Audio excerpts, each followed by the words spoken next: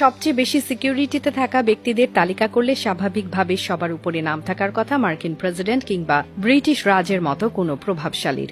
কিন্তু বিশ্বের সবচেয়ে বেশি সিকিউরিটি নিয়ে চলাফেরা করা ব্যক্তিদের তালিকায় ১ নম্বর জায়গাটা দখল করে রেখেছেন সৌদি রাজবংশের যুবরাজ মোহাম্মদ বিন সালমান। বিন সালমান তার চারপাশে এমন এক নিরাপত্তা বলয় তৈরি করেছেন যা তাকে করেছে তার বাবা বাদশাহ সালমানের চেয়েও বেশি সুরক্ষিত। তার নিরাপত্তায় আছে ১,০০০ লোক, এর মধ্যে ৮০০ জন নিরাপত্তা কর্মী প্রতিনিয়ত তার চারপাশে থাকেন।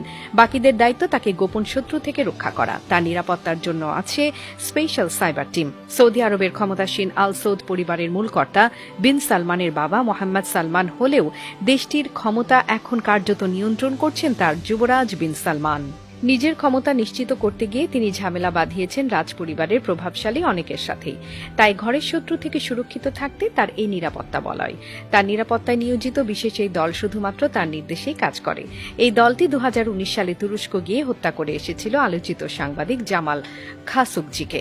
অনেকেই বলেন পৃথিবী থেকে রাজারানীর প্রথা উঠে গিয়েছে অনেক আগেই, কিন্তু সেই ধারা এখনো অব্যাহত রেখেছে ব্রিটিশ রাজ পরিবার। তাদের হাতে ক্ষমতার চাবি নেই, কিন্তু তাদের যত্নের কোনো কমতিও নেই। ব্রিটিশ রাজা প্রিন্স চার্লসকে সুরক্ষিত রাখতে ব্রিটিশরা আলাদা করে বাহিনী তৈরি করেছে, যাদের মূল দায়িত্ব রাজা রানীকে নিরাপদ রাখা। রাজা যেখানেই যাবেন তার আগে সেখানে গিয়ে উপস্থিত থাকে এই বাহিনীর একটি দল। তারা গোপনে প্রায় কয়েকদিন আগে থেকেই পর্যবেক্ষণ শুরু করে ওই স্থানের সবকিছু। এমনকি রাজ পরিবারের কোনো সন্তান স্কুলে গেলে তাকেও একইভাবে নিরাপত্তার চাদরে ঢেকে রাখা হয়। খ্রিস্ট ধর্মের সবচেয়ে বড় ব্যক্তি ভাবা হয় ভ্যাটিকান সিটির পোপ ফ্রান্সিসকে।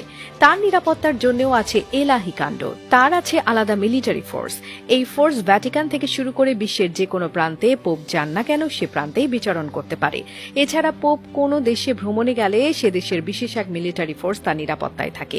সাম্প্রতিক সময়ে পুতিনের সাথে বন্ধুত্ব করে আলোচনার কেন্দ্রে কিম জং উন। উত্তর কোরিয়াতে কিমের জং এর নেই কোনো প্রতিদ্বন্দ্বী। পুরো সেনাবাহিনীর লক্ষ্য উদ্দেশ্য একটাই, কিম জংকে বাঁচিয়ে রাখা। এই উদ্দেশ্য পূরণে তারা যে কোনো কিছু করতে বদ্ধপরিকর। এর আগে ২০১৩ সালে তারা ক্রস ফায়ার করেছিল কিমের চাচাকে। অভিযোগ ছিল তার চাচা কিমকে হত্যার পরিকল্পনা করছে। এমন অভিযোগে তারা যে কোনো কিছু করতে পারে। কিমের জন্য যেমন আছে নিজস্ব গাড়ি এবং বিমান, একই সাথে মজুদ আছে নিজস্ব ট্রেনেরও।